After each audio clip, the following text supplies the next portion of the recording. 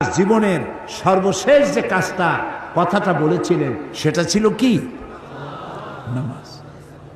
ইন্তেকালের 5 দিন আগে প্রচন্ড জ্বর হলো, মাথায় যন্ত্রণা হলো, বারবার বেহুশ হয়ে পড়েন।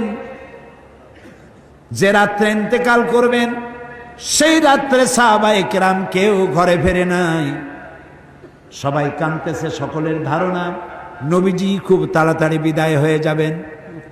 ঘরের মধ্যে স্ত্রীরা কাঁদেন, জামাই কাঁদেন, নাতি নাতনি কাঁদেন। সব থেকে বেশি কাঁদছেন হযরতে মা ফাতিমা রাদিয়াল্লাহু তাআলা আনহা। রাসূলুল্লাহর হুশ এলো, হযরত ফাতেমার কান্না দেখে কাছে ইশারা করে ডাকলেন, কানে কানে কি যেন বললেন। হযরত ফাতেমার কান্না বন্ধ হয়ে